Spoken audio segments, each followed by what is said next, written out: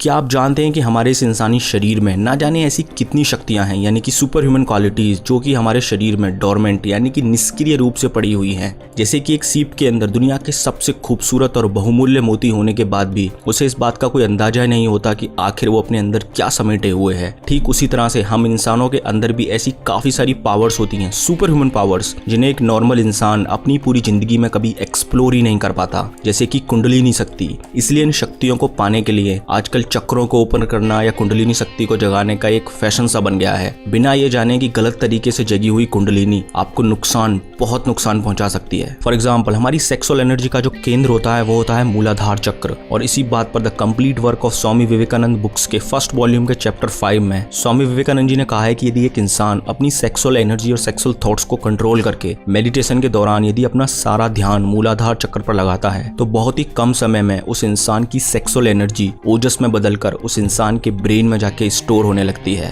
और ये सब तो आप जानते ही होंगे कि जितना ज्यादा ओजस एक इंसान के दिमाग में होता है उतना ही इंटेलिजेंट और स्पिरिचुअल वो इंसान होता है। लेकिन इसी के साथ साथ स्वामी जी ने ये भी कहा है कि सेक्सुअल एनर्जी को ओजस में केवल वो ही लोग कन्वर्ट कर सकते हैं जिनका दिमाग यानी कि ब्रेन एकदम पूरी तरह से प्योर होता है, यानी कि ऐसे लोग जो काम, क्रोध, मोह, माया इन सब से दूर होते हैं। ये देखिए, only the chaste man and women who can make ओजस rise and store in the brain, that's why chastity has always been considered the highest virtue. देखो, जब मूलाधार चक्र से कुंडलिनी शक्ति ऊपर की ओर उठती है तो वो शक्ति इतनी पावरफुल होती है कि उस पावर को हैंडल करने के लिए आपका दिमाग बहुत ही पावरफुल और एकदम प्योर होना चाहिए। इम्प्योर ब्रेन कभी भी कुंडलिनी शक्ति को संभाल ही नहीं सकता। इसलिए कहा जाता है कि C is directly proportional to P। C यानी कि कॉन्सेंट्रेशन और P यानी कि प्योरिटी ऑफ माइंड, यानी कि जितना ज्यादा एक इंसान का दिमाग प्योर होगा उतना ही उस इंसान का दिमाग कॉन्सेंट्रेटेड और पावरफुल होगा। क्योंकि नेचर कभी भी एक इम्प्योर और इमोरल इंसान को किसी भी तरह की सिद्धियां और शक्तियां प्रदान कर ही नहीं सकती है। अगर आपने स्वामी विवेकानंद, जगदीश चंद्र बोस, रामानुजन, निकोला टेस्ला या फिर लियोनार्डो दा विंसी के बारे में पढ़ा होगा तो आपको पता होगा कि ये सभी लोग कितने सीधे और सरल इंसान थे। अब आपने पतंजलि अष्टांग योग सूत्र के 8 रूल्स यानी कि यम, नियम, आसन, प्राणायाम, प्रत्याहार, धरना, ध्यान और समाधि के बारे में तो सुना ही होगा। तो इन्हीं रूल्स के शुरू के 2 डिसिप्लिन यानी कि यम और नियम को दिमाग और शरीर को प्योर करने के लिए ही बनाया गया है।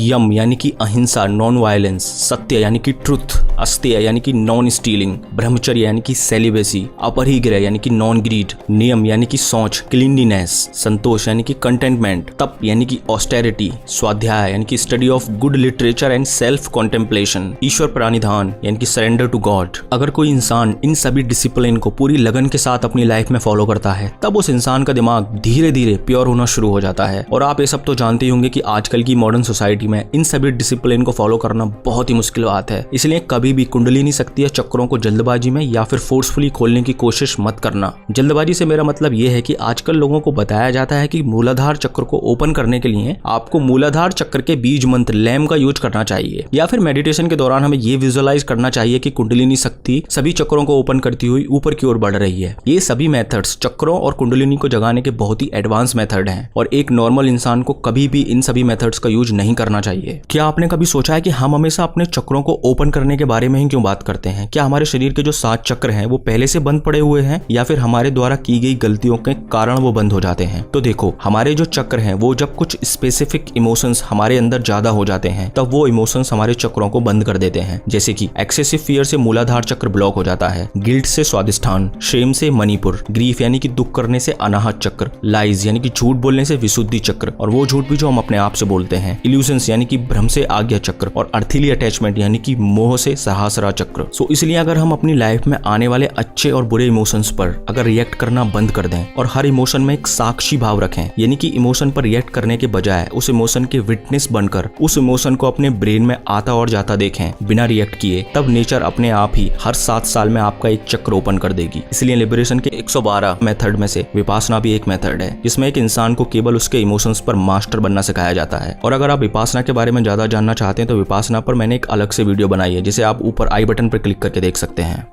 अगर आप सच में अपने चक्रों को ओपन करना चाहते हैं तो सबसे पहले आपको अपने शरीर की नाड़ियों के बारे में समझना होगा, जिनके माध्यम से एनर्जी हमारे पूरे शरीर में ट्रेवल करती है। आफ्टर ऑल चक्र हमारे सूक्ष्म शरीर के एनर्जी सेंटर ही तो हैं। और ये सब तो आप जानते ही होंगे कि हमारे शरीर में एनर्जी के 3 मुख्य चैनल यानी कि नाड़ियां होती हैं, जिनके माध्यम से एनर्जी हमारे शरीर में बहती है। इडा, पिंगला और बीच में सुषुम्ना, जो कि कुंडलिनी शक्ति के लिए होती है। और एक ऑर्डिनरी इंसान में सुषुम्ना नाड़ी बंद होती है। इडा यानी कि फेमिनिन एनर्जी और पिंगला यानी कि मैस्कुलिन एनर्जी। अब दुनिया में ज्यादातर लोग या तो इडा यानी कि फेमिनिन एनर्जी वाले होते हैं या तो फिर पिंगला यानी कि मैस्कुलिन एनर्जी वाले होते हैं। और जिस दिन आपकी इडा और पिंगला दोनों नाड़ियां एक दूसरे के साथ बैलेंस में आ जाएंगी, उस दिन आपकी सुषुम्ना नाड़ी कुंडलिनी शक्ति को ऊपर ले जाने के लिए तैयार हो जाएगी और आपके चक्र भी धीरे धीरे ओपन होने लगेंगे। अब इडा यानी कि फेमिनिन एनर्जी और पिंगला यानी कि मैस्कुलिन एनर्जी दोनों में बैलेंस बनाने के लिए आपको सबसे पहले ये पता लगाना होगा कि आप किस एनर्जी यानी कि किस नाड़ी के इंसान हैं। तो चलिए सबसे पहले इडा नाड़ी से शुरू करते हैं। तो देखिए, यदि आपकी इडा नाड़ी यानी कि फेमिनिन एनर्जी अगर कमजोर है तो आपके अंदर इमोशंस की कमी होगी, यानी कि लैक ऑफ इमोशंस। आपको किसी भी चीज को करने में कोई मजा नहीं आएगा, यानी कि lack of pleasure in life. Numbness, आपके अंदर लॉजिक की कमी होगी, यानी कि लैक ऑफ नॉलेज। आप हर बात पर कंफ्यूज रहोगे, यानी कि एक्सट्रीम कंफ्यूजन। कहने का मतलब यह है कि इडा नाड़ी के वीक होने पर आपकी ब्रेन पावर भी बहुत वीक हो जाएगी, क्योंकि इडा एनर्जी हमारे इमोशंस और थॉट्स के लिए रिस्पॉन्सिबल होती है। और अब अगर आपको अपनी कमजोर इडा एनर्जी को इंप्रूव करके बैलेंस में लाना है तो आपको करना होगा चंद्रभेदी प्राणायाम। और अब चंद्रभेदी प्राणायाम क्या है इसके बारे में मैं आपको अभी बताऊंगा, लेकिन उससे पहले ये जानते हैं कि अगर आपकी इडा एनर्जी ज्यादा एक्टिव है यानी कि ओवर एक्टिव है, तब आपके साथ क्या क्या प्रॉब्लम हो सकती है और ओवर एक्टिव इडा को कैसे बैलेंस में लाया जा सकता है। तो देखो, अगर आपकी इडा एनर्जी ओवर एक्टिव है तो आपके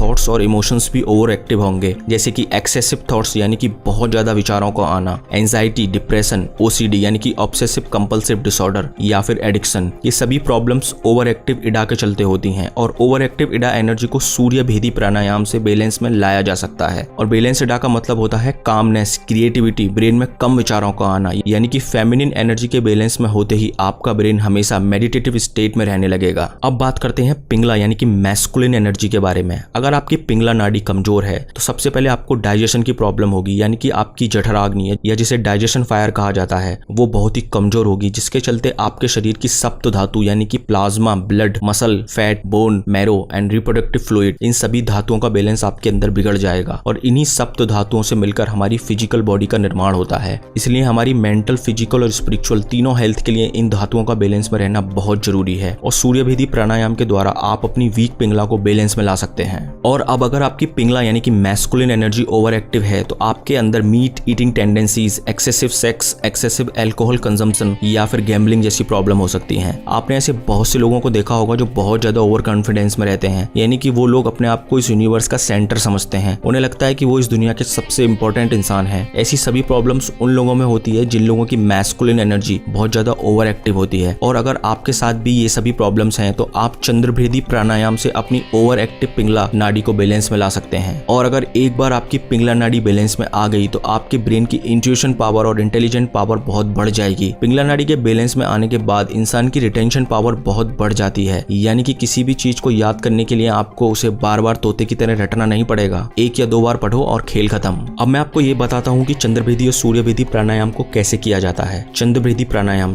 प्राणायाम लगाने के लिए सबसे पहले मेडिटेशन पोस्चर में बैठकर अपने सीधे हाथ के अंगूठे से अपने राइट नोस्ट्रिल को बंद करके लेफ्ट नोस्ट्रिल से धीरे धीरे जितना लंबा हो सके सांस लें। उसके बाद उस सांस को 3 से 4 सेकंड तक अपने अंदर ही होल्ड करके रखें। उसके बाद लेफ्ट नोस्ट्रिल को बंद करके धीरे धीरे राइट नोस्ट्रिल से सांस को छोड़ दें। That's it. यानी कि चंद्रभेदी प्राणायाम में लेफ्ट नोस्ट्रिल से सांस को लेना है और राइट से छोड़ना है। और सूर्यभेदी प्राणायाम में आपको इसका उल्टा करना है, यानी कि राइट नोस्ट्रिल से सांस को लेना है और लेफ्ट से सांस को छोड़ना है। That's it. और शुरुआत में आप 4 से 5 प्राणायाम मॉर्निंग में करें और 4 से 5 प्राणायाम इवनिंग में। ऐसा नहीं करना है कि करते करते प्राणायाम की झड़ी लगा दो। और अगर ये सब आपको कॉम्प्लिकेटेड लग रहा है तो आप स्वामी विवेकानंद जी के द्वारा बताई गई एक सिंपल एक्सरसाइज कर सकते हैं, जिसे उन्होंने the complete work of Swami Vivekananda book के वॉल्यूम 1 के चैप्टर 5 में बताया है। देखो, अगर आप लोग अपनी सांसों को ऑब्जर्व करोगे, यानी कि अपनी सांसों पर ध्यान लगाओगे, तो आप में से मैक्सिमम लोगों को यह पता लगेगा कि आप जो सांस ले रहे हो उसे बहुत ही इर्रेगुलर तरीके से ले रहे हो। आप में से ज्यादातर लोगों की सांसें एक रिदम या यूं कहिए कि एक फ्लो में नहीं चल रही होंगी। इसलिए सांसों को एक रिदम, एक लय में लाने के लिए आपको सांस लेते समय यानी कि ब्रीद इन पर अपने मन ही मन में एक बार ओम बोलना है और एक बार सांस छोड़ते समय ओम बोलना है। That's it. ओम का बोलना इसलिए इतना जरूरी है ताकि आपका ध्यान आपकी सांस सांसों पर लगा रहे, क्योंकि जब हम सांसों पर ध्यान लगाते हैं तब हमारे दिमाग में बहुत ज्यादा विचार आने शुरू हो जाते हैं। और अगर आप ओम का जप सांसों के साथ करोगे तो ओम आपकी सांसों के साथ एक तरीके से सिंक हो जाएगा, जिससे बहुत ही कम समय में आपकी सांसों में एक तरीके का फ्लो या एक तरीके का रिदम आ जाएगा। इसके अलावा स्वामी विवेकानंद जी ने यह भी बताया है कि जब हम डीप स्टडी करते हैं यानी कि पढ़ाई करते हैं या फिर किसी एक्सटर्नल ऑब्जेक्ट पर मेडिटेशन करते समय हमारे मूलाधार चक्र में धीरे धीरे एनर्जी जाने लगती है। यानी कि अगर आप डीप स्टडी यानी कि पूरे कंसंट्रेशन के साथ पढ़ते हैं तब भी आपके चक्र ओपन हो सकते हैं। ये देखिए, एज आफ्टर डीप स्टडी और meditation on external objects the part of the body where मूलाधार center is situated gets heated. तो देखा आपने, ऐसा नहीं है कि केवल घंटों मेडिटेशन में बैठने के बाद ही आपके चक्र ओपन होंगे। आप अपनी पढ़ाई के साथ साथ भी अपने चक्र को ओपन कर सकते हैं, लेकिन पढ़ाई आपको बहुत ज्यादा कंसंट्रेशन के साथ करनी होगी। अब ये सब तो आप जानते हैं कि ठंडे पानी यानी कि कोल्ड वाटर से नहाने के बहुत सारे बेनिफिट्स होते हैं, लेकिन ठंडे पानी से नहाने का जो सबसे बड़ा बेनिफिट है वो ये है कि अगर नहाते समय आप ठंडे पानी को सबसे पहले अपनी नाभि यानी कि नेवल पर डालते हो तो हमारे शरीर में पाई जाने वाली 72,000 नाड़ियों की सबसे अधिक संख्या हमारी नाभि के आसपास ही होती है। और जब अचानक से ठंडा पानी हमारी नाभि पर पड़ता है तब 72,000 नाड़ियों से निकलने वाली एनर्जी हमारे पूरे शरीर में बिजली की तरह दौड़ती है। और अगर नहाने से पहले आप रोजाना ऐसा करते हैं तो ये एनर्जी धीरे धीरे आपके ब्लॉक चक्रों को भी ओपन करना शुरू कर देगी। इसके अलावा जितना हो सके उतना नंगे पैर रहना सीखो। वैसे तो नंगे पैर रहने के बहुत सारे फायदे होते हैं, लेकिन नंगे पैर रहने का एक बेनिफिट ये भी है कि हमारा जो मूलाधार चक्र है उसका मेन एलिमेंट अर्थ है, इसलिए जितना ज्यादा आप नंगे पैर रहोगे उतना ज्यादा अर्थ से निकलने वाली एनर्जी आपके मूलाधार चक्र को नरिश करेगी, जिसके चलते आपका मूलाधार चक्र धीरे धीरे ओपन होने लगेगा। और जिस दिन आपका मूलाधार चक्र पूरी तरह से ओपन हो जाएगा उस दिन आपको रोटी कपड़ा और मकान यानी कि आपके दिमाग से अपने सर्वाइवल का डर हमेशा के लिए निकल जाएगा, क्योंकि मूलाधार चक्र ओपन होने के बाद ये प्रकृति आपको इतना कुछ दे देगी कि आपको फिर कभी भी इस धरती पर अपने सर्वाइवल की चिंता नहीं करनी पड़ेगी। और अगर एक बार आपका मूलाधार चक्र ओपन हो गया तो आपकी एनर्जी ऊपर की ओर बहना शुरू कर देगी। तब कॉन्टिन्यूअस मेडिटेशन, प्योर माइंड और डीप स्टडी के साथ आपके बाकी के चक्र भी धीरे धीरे ओपन होना शुरू हो जाएंगे। लास्ट में मैं आप सभी से बस इतना ही कहना चाहूंगा कि सातों चक्रों को ओपन करना या कुंडलिनी जागृत करना ये सभी चीजें कोई खेलने की चीज नहीं है, इसीलिए फोर्सफुली या जल्दबाजी में कुंडलिनी शक्ति या चक्रों को ओपन करने की कोशिश कभी मत करना। ओके, तो चलिए फिर दोस्तों इस वीडियो के लिए इतना ही। मिलते हैं जल्दी ही किसी दूसरी वीडियो के साथ। Thank you so much for watching.